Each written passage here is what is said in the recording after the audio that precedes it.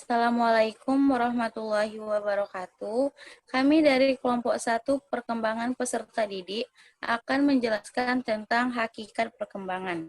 Sebelum kami menjelaskan, izinkan kami untuk memperkenalkan diri. Perkenalkan, nama saya Rahmadina. Nama saya Amrina Rosyada. Nama saya Nurjana Suryati.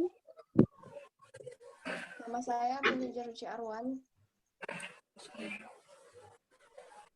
Baiklah, untuk mempersingkat waktu, kita mulai saja penjelasan tentang hakikat perkembangan. Yang materi pertama yang akan dijelaskan oleh Amrina Rosyada. Pada Amrina, kami persilakan. Terima kasih kepada moderator. Nah, berikut ini adalah pengertian dari perkembangan. Perkembangan berarti serangkaian perubahan-perubahan progresif yang terjadi sebagai akibat dari proses kematangan dan pengalaman. Dalam Harlock tahun 1980, Van Dale menyebutkan bahwa perkembangan bukan sekedar penambahan tinggi badan seseorang, melainkan suatu proses integrasi dari banyak struktur dan proses yang kompleks. Selanjutnya, dalam Mox Haditono tahun 2006, Warmer mengatakan bahwa perkembangan merujuk pada suatu proses ke arah yang lebih sempurna.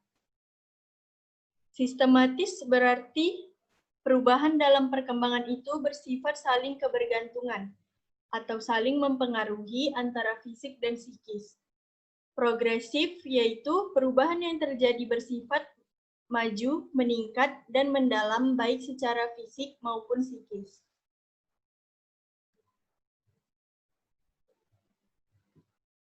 Nah, ciri-ciri dari fisik dan psikis yaitu dari fisik bertambahnya tinggi badan seseorang dan berat badan seseorang. Sedangkan dari psikis yaitu terjadinya perubahan imajinasi dari yang fantasi ke realitas. Dan semakin bertambahnya perbendaharaan kata dan matangnya kemampuan berpikir, mengingat, serta imajinasi kreatif. Nah, di sini dapat kita lihat perkembangan seorang anak berkembang menjadi seseorang yang lebih dewasa dan lebih kompleks lagi perkembangannya. Nah, berikut ini adalah prinsip dari perkembangan. Yang pertama, proses yang tidak pernah berhenti. Karena perkembangan itu bersifat maju dan akan terus-menerus berkembang. Yang kedua, saling mempengaruhi. Yang ketiga, mengikuti pola. Dan yang keempat, berdiferensiasi. Baiklah, hanya ini yang dapat saya sampaikan. Saya kembalikan kepada moderator. Terima kasih Amrina Rosyada. Materi selanjutnya yang akan dibacakan oleh Nurjana Boru Surbakti. Kepada Nurjana, kami persilakan. Baik, terima kasih atas kesempatan yang sudah moderator berikan kepada saya. Selanjutnya, saya akan menerangkan tentang fase-fase perkembangan. Di fase-fase perkembangan, ada pengertian dan kriteria menentukan fase perkembangan. Nah, fase perkembangan dapat diartikan sebagai penahapan atau pembabakan rentang perjalanan kehidupan individu yang diwarnai dengan ciri-ciri khusus atau pola-pola tingkah laku tertentu.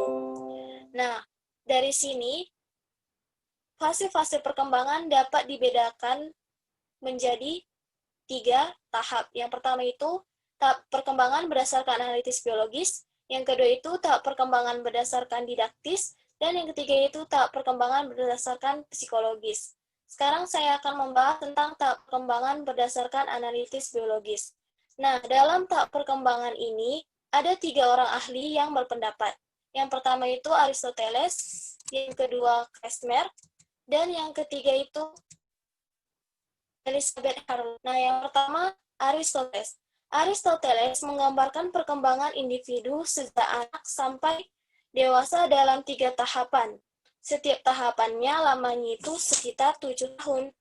Nah, tahap pertama itu ketika usia anak 0 sampai 7 tahun atau disebut dengan masa kanak-kanak. Yang kedua, yang tahap kedua yaitu ketika usia anak menginjak usia 7 sampai 14 tahun atau ketika masa anak atau masa sekolah. Dan tahap terakhir yaitu tahap yang ketiga adalah ketika anak berusia 14-21 tahun, atau masa remaja, atau disebut dengan masa pubertas atau masa peralihan dari usia remaja menjadi dewasa. Pendapat dari ahli yang kedua yaitu Kressmer. Nah, Kressmer mengungkapkan bahwa dari lahir sampai dewasa, individu melewati 4 tahap. Tahap yang pertama yaitu ketika individu itu berusia 0-3 tahun, atau disebut dengan masa vulungus atau periode pertama, di mana anak pendek atau gemuk.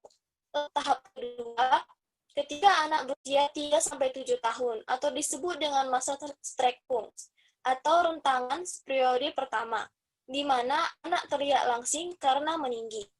Lalu tahap yang ketiga, ketika anak berusia 7-13 tahun, atau disebut dengan masa vulungus periode kedua. Di sini, anak akan terlihat kembali pendek dan gemuk. Lalu tahap yang terakhir, tahap yang keempat, ketika anak itu berusia 13-20 tahun, atau disebut dengan masa Streckpunkt atau periode kedua, di mana anak akan kembali kelihatan langsing. Nah, pendapat ketiga dalam pembabakan tahap ini adalah pendapat dari Elizabeth Harlock. Nah, Elizabeth Harlock mengemukakan fase pembabakan itu menjadi 6 fase, yakni fase yang pertama, fase konsepsi sampai lahir, atau disebut dengan masa natal. Fase kedua, yaitu ketika individu berusia 0-14 hari, atau disebut dengan fase neonatal. Fase yang ketiga, ketika individu itu berusia 14-2 tahun, atau disebut dengan fase bayi. Fase yang keempat, ketika individu itu berusia 2-6 tahun, atau disebut dengan fase kanak-kanak pada tahap awal. Fase yang kelima, yaitu ketika individu itu berusia 6-12 tahun, atau disebut fase kanak-kanak tahap akhir. Dan fase yang terakhir, yaitu fase yang keenam, yaitu ketika individu itu berusia 12-13 tahun, atau disebut dengan fase pubertas. Sekian pemaparan materi dari saya kembalikan kepada moderator. Terima kasih Nurjana Boru Surbakti. Materi selanjutnya yang akan dijelaskan oleh saya sendiri tentang tahapan perkembangan berdasarkan didaktis. Dasar didaktis atau instruksional yang dipergunakan oleh para ahli ada beberapa kemungkinan, yaitu apa yang diberikan kepada anak didik pada masa-masa tertentu dan bagaimana cara mengajar atau menyajikan pengalaman belajar kepada anak didik pada masa tertentu. Kedua hal tersebut dilakukan secara bersamaan yang dapat digolongkan dalam penahapan berdasarkan didaktis antara lain, yaitu yang pertama, Homensius. Dipandang dari segi pendidikan, pendidikan yang lengkap bagi seseorang itu berlangsung dalam 4 jenjang, yaitu yang pertama, masa sekolah ibu, dari umur 0-6 tahun. Yang kedua, sekolah bahasa ibu dari umur 6-12 tahun. Yang ketiga, sekolah Latin dari umur 12-18 tahun. Yang keempat, sekolah akademia dari 18-24 tahun. Yang kedua itu pendapat dari Roseus. Penahapan perkembangannya sebagai berikut, ada 4 tahap. Yang pertama, dari umur 0-2 tahun disebut dengan usia asuhan. Yang tahap kedua dari umur 2-12 tahun yang disebut masa pendidikan jasmani dan latihan panca indera. Yang ketiga yaitu dari umur 12-15 tahun yang disebut pendidikan akal, dan yang keempat dari umur 15-20 tahun yang disebut pendidikan watak dan pendidikan agama. Itulah tadi penjelasan tentang tahapan perkembangan berdasarkan didaktis. Materi selanjutnya yang akan dibacakan oleh Muhnijar Suci Arwan. Kepada Suci kami persilakan.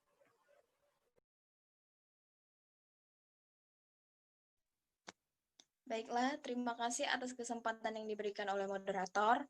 Saya, Muhnijar Suci Arwan, akan menjelaskan mengenai tahap perkembangan berdasarkan psikologis. Para ahli menggunakan aspek psikologis sebagai landasan dalam menganalisis tahap perkembangan, mencari pengalaman-pengalaman psikologis, di mana perpindahan dari fase yang satu ke fase lain dalam perkembangannya. Yang kedua, kriteria dalam perkembangan. Fase-fase perkembangan individu. Pada tahap perkembangan masa usia prasekolah, yaitu pada usia 0 sampai 6 tahun. Pada tahap perkembangan masa usia sekolah dasar, yaitu pada usia 6 sampai 12 tahun. Tahap perkembangan masa usia sekolah menengah, yaitu pada usia 12 sampai 18 tahun. Dan pada tahap perkembangan masa usia mahasiswa dari usia 18 sampai 25 tahun. Masa usia prasekolah. Pada masa usia prasekolah diperinci menjadi dua masa, yaitu masa vital dan masa estetik. Pada masa vital, individu menggunakan fungsi-fungsi biologi untuk menemukan berbagai hal dalam dunianya. Pada tahun kedua anak belajar berjalan, dengan mulai berjalan anak akan mulai menguasai ruang. Yang kedua, masa estetik. Pada masa ini dianggap sebagai masa perkembangan, masa keindahan. Kata estetik ini dalam berarti bahwa pada masa ini perkembangan anak yang terutama adalah fungsi panca inderanya. Yang kedua, masa usia sekolah dasar. Masa usia sekolah dasar disebut juga sebagai masa intelektual atau masa keserasian bersekolah. Pada umur berapa tepatnya anak matang untuk masuk SD? Sebenarnya sukar dikatakan, karena kematangan tidak ditentukan oleh usia semata. Pada masa keserasian bersekolah, anak-anak lebih mudah dididik daripada masa sebelum dan sesudahnya. Masa ini diperinci menjadi dua, yaitu masa-masa kelas rendah, yaitu pada masa SD kira-kira 6-7 tahun atau sampai 9 atau 10 tahun.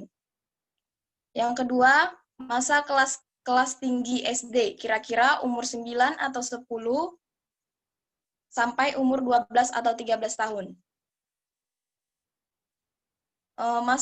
Masa keserasian bersekolah diakhiri dengan masa yang disebut dengan poral. Berdasarkan penelitian para ahli, sifat-sifat anak pada masa poral dapat diringkas dalam dua hal, yaitu A. Ditujukan untuk berkuasa. Sikap, tingkah laku, dan perbuatan anak poral ditunjukkan untuk berkuasa. Yang kedua, ekstraversi, berorientasi keluar dirinya, misalnya untuk mencari teman sebayanya untuk memenuhi kebutuhan fisiknya. Suatu hal penting pada masa ini ialah sikap anak terhadap otoritas, khususnya otoritas orang tua dan guru. Anak-anak poral menerima otoritas orang tua dan guru sebagai suatu hal yang wajar. Dan ketiga, masa usia sekolah menengah. Masa usia sekolah menengah bertepatan dengan masa remaja. Masa remaja merupakan masa yang banyak menarik perhatian, karena sifat-sifat khasnya dan perannya yang menentukan dalam kehidupan individu dalam masyarakat orang dewasa. Masa ini diperinci lagi menjadi tiga, yaitu yang pertama masa pra-remaja atau remaja awal, yang kedua masa remaja atau remaja madya, dan terakhir masa remaja akhir. Dan yang keempat ada masa usia kemahasiswaan. Masa usia mahasiswa berumur sekitar 18-25 tahun. Mereka dapat digolongkan dari remaja akhir sampai dewasa awal atau dewasa madya. Dilihat dari segi perkembangan, tugas perkembangan pada usia mahasiswa ini ialah pemantapan pendirian hidup. Pada masa ini, individu telah mencapai kematangan untuk memilih calon pasangan hidup dan telah mampu menentukan dan merencanakan karir masa depannya. Walaupun masih banyak ditemukan mahasiswa yang masih ragu-ragu terhadap tujuan hidupnya. Nah, setelah kami mempresentasikan mengenai hakikat perkembangan, kami dapat menyimpulkan bahwa perkembangan merupakan perubahan progresif dan berkesinambungan yang dialami individu dibatasi oleh prinsip-prinsip perkembangan. Adapun yang menjadi prinsip perkembangan yaitu pertama, perkembangan merupakan proses yang tidak pernah berhenti. Yang kedua, semua aspek saling mempengaruhi. Yang ketiga, mengikuti pola tertentu. Yang keempat, terjadi pada tempo yang berlainan. Yang kelima, setiap fase perkembangan mempunyai ciri khas tersendiri. Yang keenam, setiap individu normal akan mengalami fase perkembangan. Dan yang ketujuh, perkembangan ditentukan oleh kematangan. Mungkin itu saja yang dapat saya sampaikan. Saya kembalikan kepada moderator. Terima kasih kepada Suci. Itulah tadi penjelasan tentang hakikat perkembangan dari kelompok 1 perkembangan peserta didik. Jika ada salah-salah kata, kami mohon maaf. Kepada Allah, kami mohon ampun. Billahi taufiq wal hidayah. Wassalamualaikum warahmatullahi wabarakatuh.